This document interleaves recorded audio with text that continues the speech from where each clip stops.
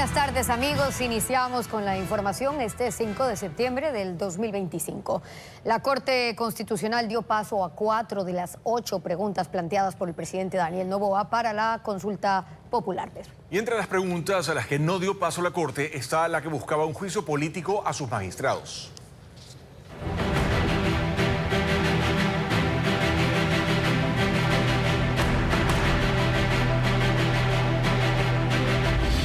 Consulta. ¿Un triunfo a medias? Anoche, la Corte Constitucional emitió 3 dictámenes que aclaran el panorama frente a la consulta popular que el presidente Noboa pretende convocar en noviembre. De las 8 preguntas propuestas que han seguido distintos trámites, 4 están aprobadas y alcanzarían esa fecha. Otras 4 no. Jacqueline Rodas nos habla del primer grupo de preguntas aprobadas. Luego de los dictámenes emitidos anoche por la Corte Constitucional, 4 de 8 preguntas podrán ir a consulta popular el próximo 30 de noviembre, fecha anunciada por el presidente Daniel Noboa. Una de ellas está lista para imprimirse en la papeleta, porque ya cuenta con el segundo pronunciamiento de la Corte que avala la constitucionalidad de su contenido. ¿Está usted de acuerdo con que se elimine la prohibición de establecer bases militares extranjeras y de ceder bases militares nacionales a Fuerzas Armadas o de Seguridad extranjeras? Esta pregunta ya fue enviada por la Corte al Consejo Nacional Electoral, que pidió esperar los dictámenes pendientes para convocar en una sola fecha. Las otras 3 preguntas van por el mismo camino. Están a la espera de ese segundo dictamen sobre su contenido, y si la Corte avala su constitucionalidad, también alcanzarían al 30 de noviembre, eliminar el financiamiento estatal a los partidos políticos, reducir el número de asambleístas y permitir el trabajo por horas en el sector turístico. De ellas, la del financiamiento a los partidos políticos está en el despacho de la jueza Carla Andrade, a poco de que emita el dictamen de fondo, mientras las 2 preguntas restantes, avaladas anoche por la Corte Constitucional, regresaron a manos de la jueza Claudia Salgado para su segundo pronunciamiento. La Corte Constitucional negó las preguntas relacionadas con la reapertura de casinos y la castración química por delitos sexuales. Además, resolvió que no proceden por enmienda constitucional las propuestas de eliminación del Consejo de Participación Ciudadana y el juicio político a jueces de la Corte Constitucional. Fabiola Santana presenta los argumentos de la Corte. La Corte Constitucional rechazó 2 de las preguntas enviadas por el presidente Daniel Noboa y resolvió que otras 2 no proceden vía enmienda constitucional y en la práctica no alcanzarían a ser consultadas en noviembre. Las negadas son las referentes a la castración química obligatoria para personas con sentencia condenatoria ejecutoriada por delitos sexuales y el funcionamiento de casinos y salas de juego en hoteles de 5 estrellas. Sobre la relacionada a la castración química, la Corte concluyó que esa propuesta no garantiza evitar la reincidencia y contradice los principios de rehabilitación. La Corte asegura que tampoco hay evidencia científica sobre la relación entre someterse a ese procedimiento que es reversible y la comisión de delitos sexuales. Sobre la reapertura de casinos, la Corte concluyó que la pregunta es compuesta por tratar 3 asuntos diferentes: el funcionamiento de esos negocios, crear un tributo del 25% de sus ventas y destinarlo a la lucha contra la desnutrición infantil. La Corte recordó que si hay varios temas, no pueden ser entendidos individualmente, porque el votante puede estar de acuerdo solo con una de sus partes. Las otras 2 que no proceden mediante enmienda tienen que ver con la eliminación del Consejo de Participación Ciudadana y llevar a juicio político a jueces de la Corte Constitucional. La primera porque implica la eliminación de un órgano constitucional y por lo tanto se altera la estructura del Estado. Sobre el tema, la Corte ya se había pronunciado, ordenando que la vía para esa pregunta es la reforma parcial vía Asamblea Nacional o con la convocatoria a una Asamblea Constituyente. Sobre la pregunta que plantea llevar a juicio político a los jueces de la Corte Constitucional, la Corte dictaminó que pone en riesgo la independencia judicial, poniendo a la Asamblea por sobre la Corte y debilita al organismo que protege los derechos de los ciudadanos. En ese caso, dice la Corte, no puede considerarse un ajuste menor que puede resolverse con una enmienda. ADN critica la decisión de la Corte Constitucional y anuncia que insistirá. Los legisladores de esa bancada acusan al organismo de no conectar con la realidad del país. Patricio Díaz tiene reacciones del oficialismo. El oficialismo criticó la decisión de la Corte Constitucional al no dar paso a parte de las preguntas para consulta popular presentadas por el presidente de la República. Los legisladores de ADN cuestionaron a los jueces porque dicen no están conectados con la realidad que viven los ecuatorianos. Llama la atención cómo lo del Consejo de Participación Ciudadana en consultas populares anteriores, la Corte Constitucional dio dictamen favorable para que se consulte y ahora resulta que no. Es decir, ese doble rasero de la Corte genera inseguridad jurídica y por supuesto pone en vilo las aspiraciones de la gente. La ministra de Gobierno, Zaida Rovira, dijo que la decisión de la Corte es indignante. Sin embargo, el Ejecutivo contemplaba esa posibilidad. En el oficialismo, por ahora, mantienen la fecha anunciada para la consulta con las preguntas avaladas por la Corte. Y sobre el resto, insistirán. Bueno, hay diferentes mecanismos para seguir, por ejemplo, la constituyente es uno de ellos. Nunca ha estado descartado, simplemente hemos tomado diferentes caminos para hacerlo, esperando que haya jueces conectados a lo que vive el país. En la oposición también tomaron postura, apoyando la decisión de la Corte Constitucional. El gobierno valorará si se trata de no o no de un golpe, pero creo que en este momento la Corte está dando bríos o una visión de mantener esa independencia que es necesaria dentro de sus fallos. El presidente no ha emitido aún un pronunciamiento sobre el dictamen de la Corte Constitucional. Sus legisladores dicen que esperan su posición para definir los siguientes pasos.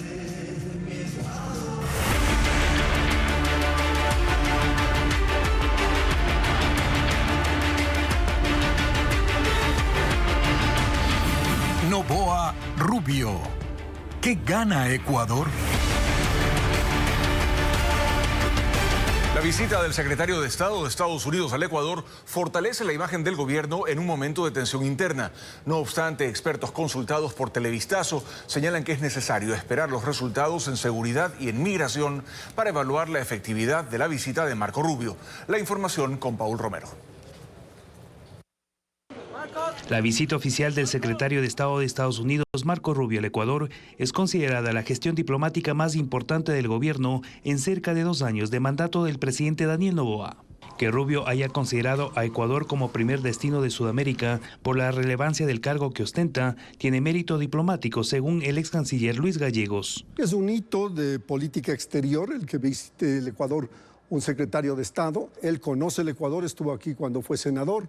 Y ejerce una serie de funciones que le hacen sumamente importante para un diálogo fructífero con los Estados Unidos. Para el politólogo Santiago Basabe, fue un espaldarazo al gobierno cuando empieza a sentir desgaste político por la falta de resultados en la lucha contra la inseguridad y los efectos de la crisis diplomática con México.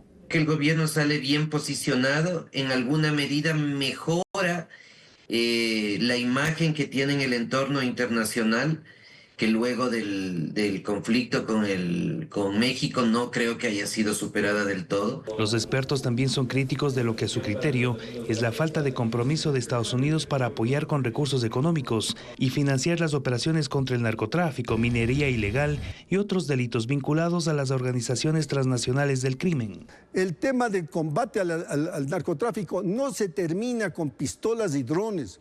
Requerimos recursos.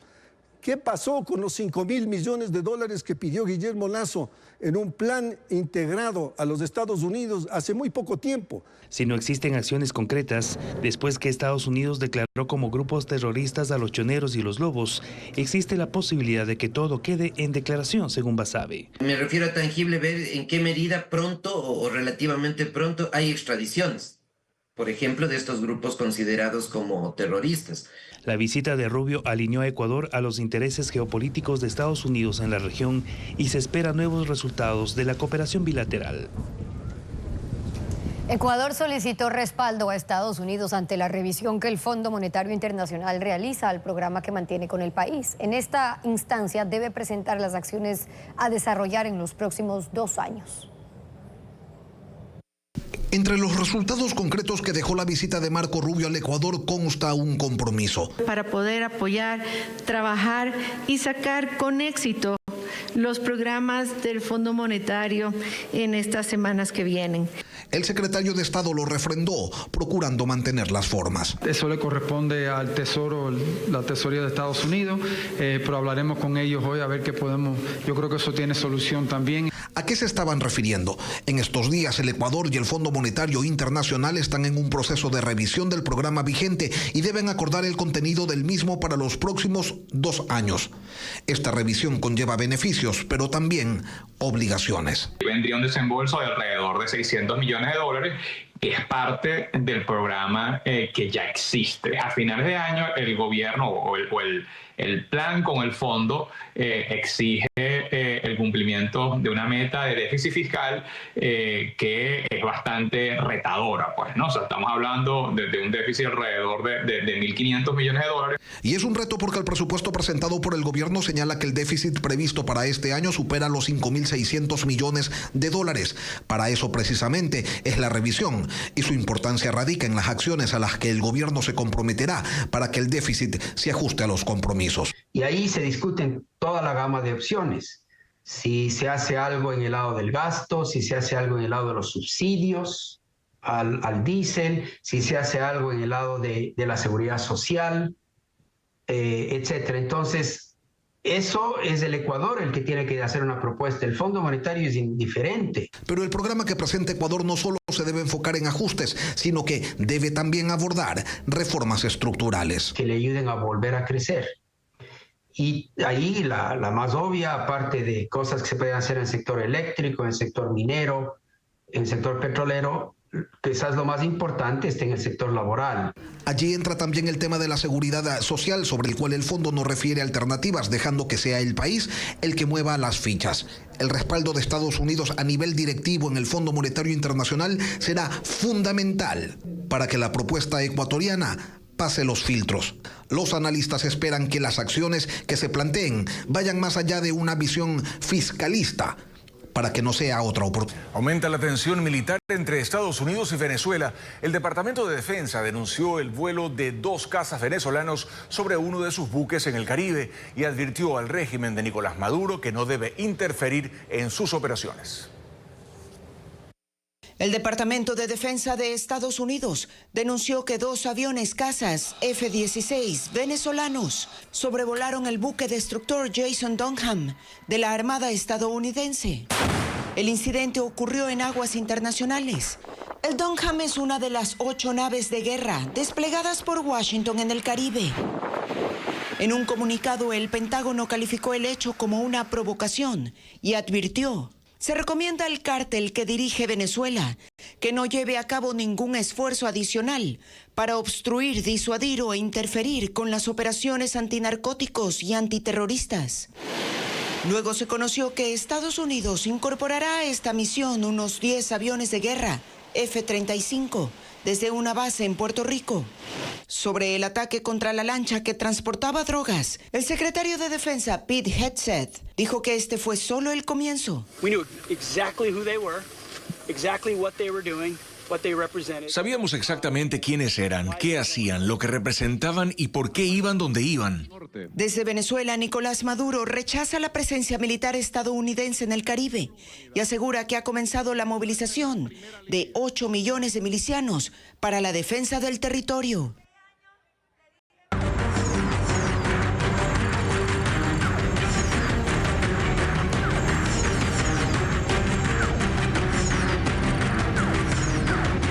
Bomberos, frente al reto forestal. En Loja, las montañas de Quilanga fueron escenario de una devastación forestal. Más de 7.000 hectáreas consumidas en 2024. Hoy, con apenas 4 bomberos y un inventario precario, este pequeño cantón enfrenta el riesgo de quedar indefenso ante nuevos incendios forestales. Alejandra Sánchez revela la dura realidad de estos bomberos al límite.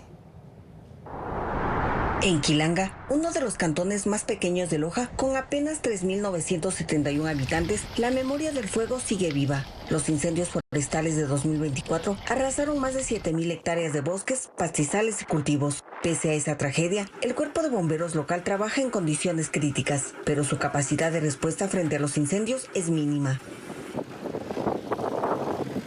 Actualmente nuestro cantón tiene 2 bomberos y 2 personas que actúan como bomberos prestados por el GAT municipal. Necesitamos alrededor de 10 bomberos y por lo menos 5 de estos que sean especializados en incendios forestales para atender la necesidad de nuestro cantón. El inventario es precario. Una camilla estática deteriorada, otra prehospitalaria y 2 mangueras de 50 metros que quedaron inservibles tras los incendios. La cooperación internacional ha sido su salvavidas. USAID, junto con las embajadas de Corea, Brasil y Pakistán, entregaron 3 mochilas de agua, 5 trajes, 5 rastrillos forestales y 5 batefuegos, lo que permitió renovar la indumentaria después de 8 años de uso.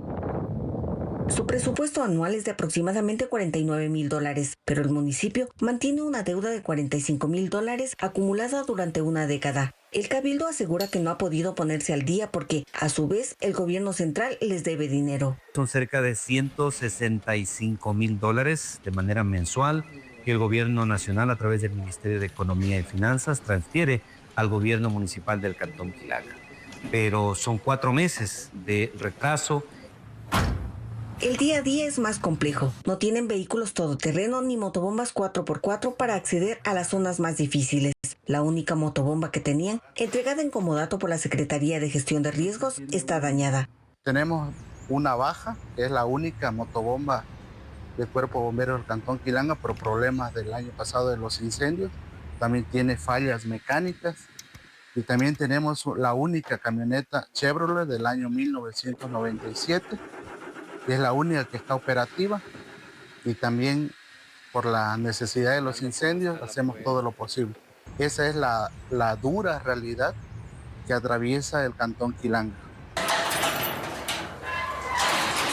Ante la escasez, han buscado aliados, con el apoyo de programas como Naturaleza y Cultura Internacional y Amazonía Sin Fuego. Se formaron brigadas comunitarias en las 3 parroquias del cantón. Son 35 voluntarios que recibieron herramientas básicas donadas por organismos y habitantes. Han habido algunos incendios, ha destrozado bastante la naturaleza, las fuentes de agua, y entonces eso nos motiva también a ser brigadistas para estar preparados y cuidar lo que es la naturaleza. En paralelo, se implementó un sistema de alerta temprana con semaforización que indica cuándo es seguro realizar quemas agrícolas y cuándo no. Pero en Quilanga saben que la prueba más dura está cerca. Este mes, con la etapa dura de la sequía, este pequeño cuerpo de bomberos volverá a ser puesto a prueba, enfrentando al fuego con más voluntad que recursos. Y mañana, en la 4ª entrega de nuestro especial, conocerá el sacrificio de los bomberos de alta montaña y el exigente entrenamiento que los prepara para enfrentar el fuego. Anoche, el Pleno de la Asamblea Nacional aprobó el Presupuesto General del Estado 2025, que supera los $40,000 millones. El debate estuvo marcado por cuestionamientos del correísmo contra el oficialismo, que defendió el incremento de la proforma. Diego Cuenca describe lo que ocurrió. Basta de los escándalos, estamos en el pleno de... El debate se realizó en medio de gritos y acusaciones entre la bancada del Movimiento Revolución Ciudadana y Acción Democrática Nacional ADN. Así, el Pleno de la Asamblea Nacional aprobó la proforma presupuestaria 2025 que envió el Ejecutivo, cuyo monto es de $40,961 millones y que fue justificado por la presidenta de la Comisión de Régimen Económico. Defender esta proforma es defender que haya inversión en salud, en educación, en seguridad. Ese presupuesto se aprobó con 80 votos a favor, 3 más de los 77 necesarios. Los cuestionamientos surgieron del bloque correísta. Hay un copy-paste del presupuesto 2024. ¡Qué vergüenza! Bonos como Jóvenes en Acción, Ecuatorianos en Acción y otros más no fueron políticas públicas sostenibles. Fueron bonos electorales disfrazados de gasto social. Los legisladores de la bancada oficialista respondieron a los cuestionamientos. Hagan silencio, no están en una plaza. Respeten la institucionalidad, por favor. Hay un presupuesto que está inflado y que después no van a sostener en el tiempo. En la acalorada discusión surgieron las observaciones de asambleístas de otras organizaciones políticas. Si solamente vamos a crecer 4.8%, ¿por qué la proforma presupuestaria se incrementa en 24.76%? No fuimos capaces, como Estado, de gastar ni siquiera el presupuesto del 2024. El debate duró cerca de 3 horas y en varios momentos los legisladores se desviaron del tema presupuestario para recordar lo que no se hizo en gobiernos anteriores. Y luego de una extensa audiencia telemática que se prolongó por más de 12 horas, el juez de la Unidad Penal de Loja tomó una decisión en el proceso por presunta asociación ilícita. 8 civiles fueron enviados a prisión preventiva, mientras que a 16 militares les dictó medidas sustitutivas.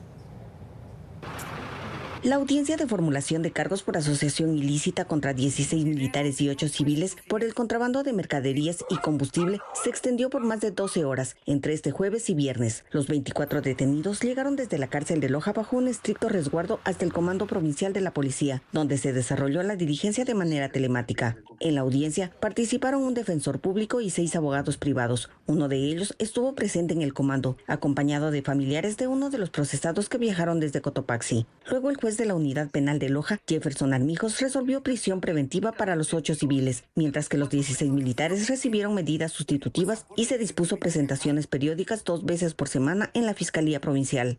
Ellos están acusados de una asociación ilícita y las medidas que se dictó fueron de carácter real y personal, prohibición de la prisión preventiva y medidas de presentarse periódicamente y la prohibición de salida del país. Desde la Fiscalía se indicó que se expusieron facturas y documentación relacionadas con el delito, así como el informe con las conversaciones y coordinaciones para evadir los controles, pues a cambio de dinero y dádivas se facilitaba el paso de mercaderías y derivados de hidrocarburos en la frontera entre Ecuador y Perú. Lo cual la Fiscalía, pues obviamente de oficio, hasta el momento no lo ha hecho en sí, no ha probado en sí efectivamente un 100% la culpabilidad de los militares y por lo tanto nosotros tenemos 3 meses para demostrar su inocencia. Una vez que finalizó la audiencia, los 8 civiles fueron llevados a la cárcel de Loja, mientras que los 16 soldados procesados recuperaron su libertad.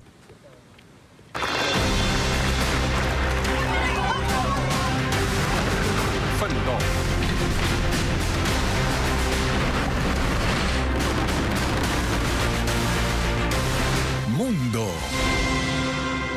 Un operativo policial en Río de Janeiro contra una peligrosa banda de narcotráfico logró liberar a 2 personas secuestradas, entre ellas un niño. Hubo una intensa balacera que dejó 8 muertos.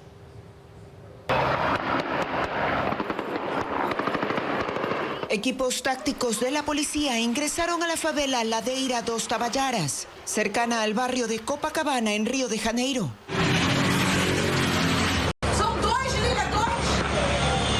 Fue un mega operativo contra la organización criminal Tercer Comando Puro. Rodearon e ingresaron en una propiedad en la que hallaron a 6 delincuentes que mantenían como rehenes a un pastor evangélico y a un niño. Los criminales intentaron atacar, pero fueron abatidos por la policía. En otra calle, otros 2 pandilleros también fueron neutralizados. La banda criminal Tercer Comando Puro se ha impuesto sobre otros grupos delictivos en esta y en otras regiones de Brasil, amenazando con matar a los residentes e imponiendo toques de queda para controlar las zonas. Israel lanzó un ataque con misiles contra la ciudad de Gaza, derribó un edificio de 15 pisos y mató al menos a 20 personas. Las fuerzas de defensa toman control de esa localidad considerada como bastión del grupo Hamas, que publicó un video de propaganda mostrando a 2 rehenes israelíes. Israel había ordenado el ataque a la Torre Mustaja, un edificio de 15 pisos que según ellos servía para operaciones del grupo Hamas. Misiles que debilitaron la estructura y luego una nueva secuencia de disparos para derribarlo.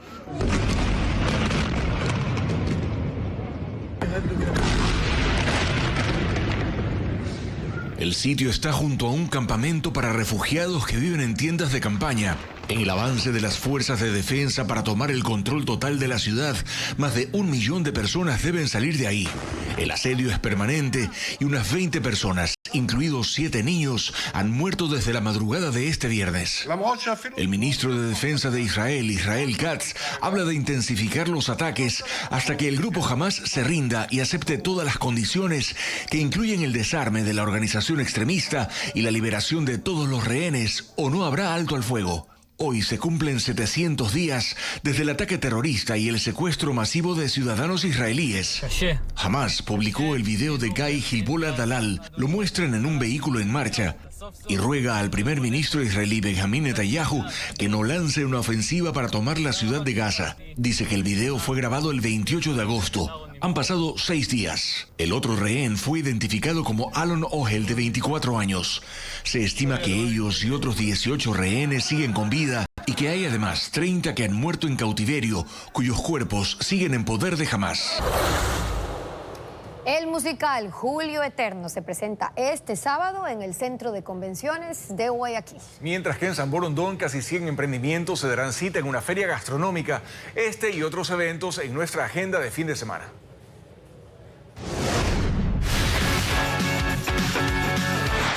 La 16ª edición de la Feria Gastronómica Yumi Shop se realizará este sábado 6 y domingo 7 en el Almax Center de la Vía a San Borondón.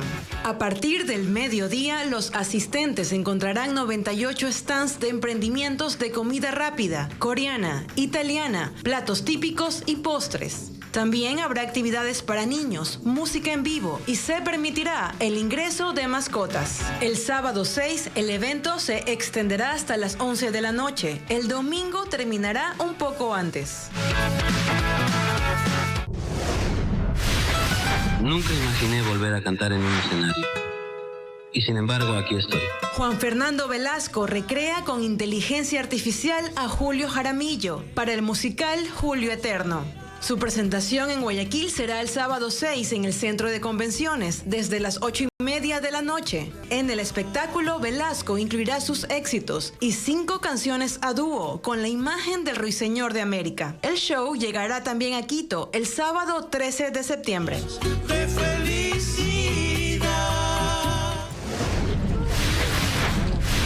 Un recorrido grupal por los páramos del área recreacional de Quinzacocha se realizará este sábado desde el barrio de San Sebastián de Cuenca. El encuentro, previa inscripción, será en el Museo de Arte Contemporáneo. De acuerdo con sus organizadores, la jornada está pensada para reflexionar sobre el valor del agua, reconectar con los paisajes andinos y fomentar el turismo consciente. La caminata será liderada por un guía especializado. En el Festival de Cine de Venecia, las ovaciones se han convertido en un termómetro clave para el éxito. Sofía Molina detalla que este año se destacaron los aplausos de 23 minutos a La Voz de Hein Rahab y de 15 minutos a The Smashing Machine.